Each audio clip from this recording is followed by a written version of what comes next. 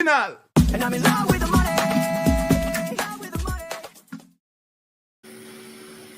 What? Better than a raise? Employers, this one is for you. So there was a recent survey done that showed that 41% of employees would prefer health benefits as opposed to a $25,000 raise.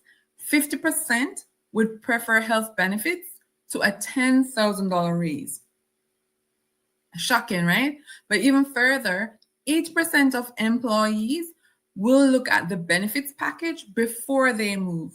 73% will stay because of a good health benefit, and 76 would leave for good benefits. So, shocking? Maybe. True? Absolutely, according to the 2023 Blue Cross survey.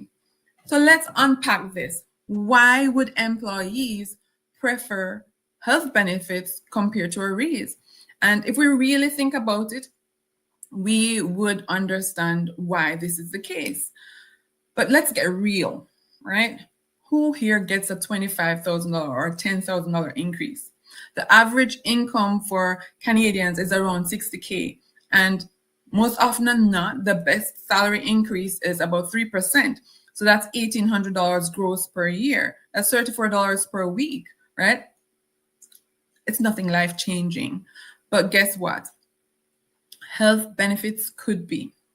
So when we use the real numbers, right, the 3% salary increase, we can understand why employees might prefer having health benefits to a raise. The number one reason I can think of, having been there as an employee, is the impact of taxes on any raise or bonus that we might get in the year. Who wins really? It's the government. They get the most out of it. Approximately 32% of every dollar in increase or a bonus goes to the government. And if your bonus bumps you into another tax bracket, maybe even half of that goes to the government. So with the skyrocketing cost of healthcare, the cost of dental visits, eye examinations, glasses, braces, prescriptions, drugs, or extended healthcare services, we can understand why when you compare $34 per week to having access to that kind of service, employees would choose health benefits over a raise.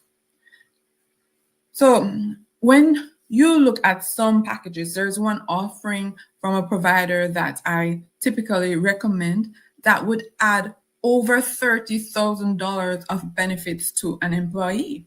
If an employee were to get $25,000 increase, guess what? They have access to $16,000, and that's before sales taxes. If they got a $10,000 increase, that's what?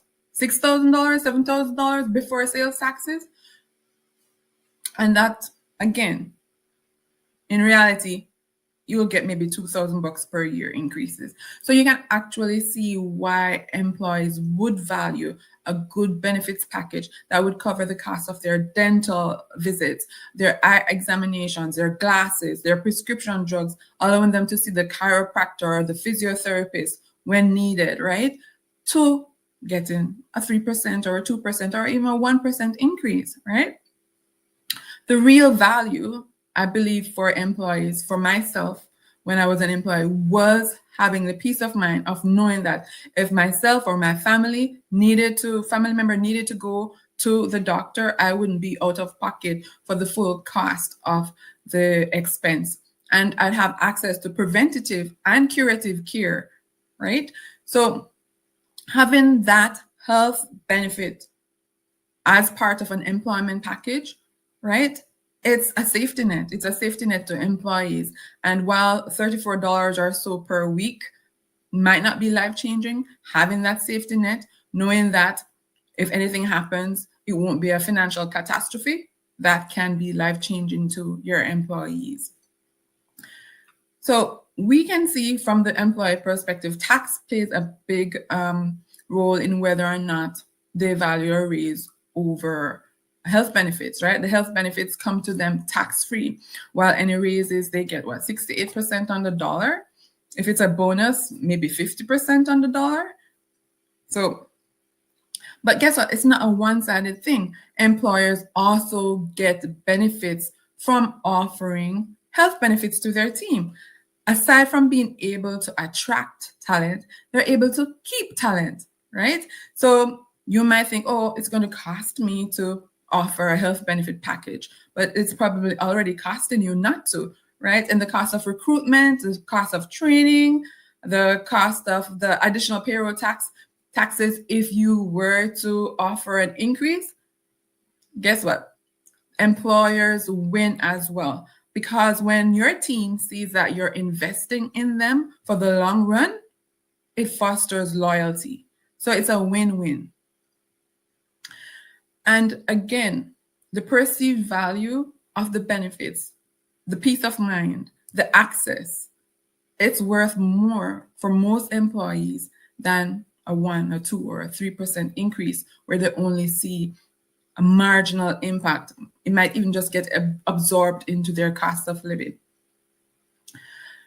So the good news too for employers is that there are providers out there that offer customizable benefits that can be tailored to your employees, whether they're a single, couple, or a family package that they need, you can tailor it to your employees.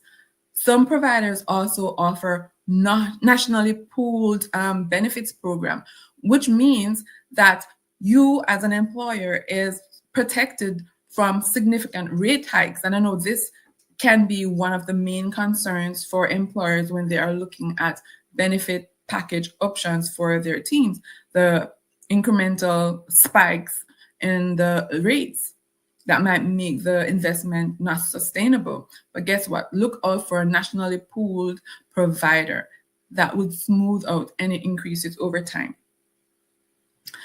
The benefits also, from an employer perspective, boost productivity. So imagine if your employees have more access to healthcare, they can go fill their prescription, they can go see the chiropractor, the physiotherapist, get a massage, right? What that does is actually reduce the number of sick days by providing access to healthcare. And with that, that increases productivity. It reduces time lost. This also impacts your bottom line.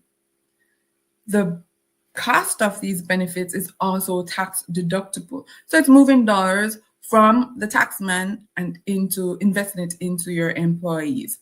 So when you really look at it in the grand scheme of things, you're likely just moving dollars on your P&L from your recruiting costs, your training costs, from your payroll taxes to investing it in your team as by providing benefits. So think about it. Which gives you the most bang for your buck, right? So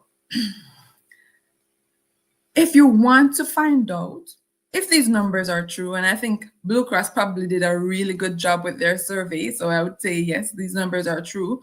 Talk to your team, find out what they would value.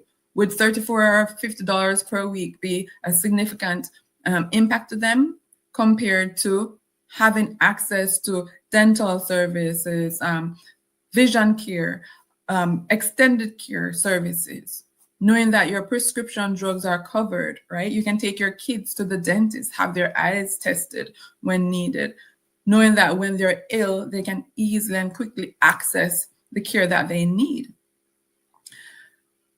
You can also partner with a reputable insurance advisor like myself to find out what options are available to you. Remember, information is power. And when you can take it a step further by offering benefits to your team, again, it's a definite win-win. And you'll have the opportunity to communicate the value to your employees. And when they realize that having access to almost $30,000 in benefits compared to the other option, nothing, then you can really emphasize how much it serves them to participate in such a program. So, what's better than a raise?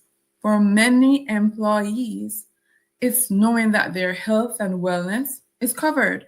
It's knowing that they won't be out of pocket. And right now, pockets are very tight if something should happen to them or their family, right? It's more than just an add on. It can be a game changer for your employees, for your team, and also for your business.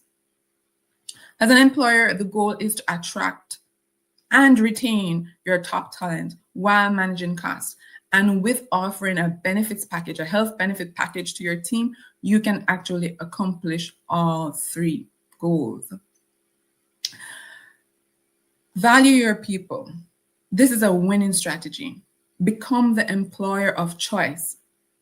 The best investment you can make is in your people who will make your business great. If you'd like to learn more, feel free to reach out to me. My information is scrolling across your screen. These people have spoken. Benefits win over a raise. You know what? I'm not against raises. So if you can, offer your team a raise, but also offer them benefits. Thanks for listening.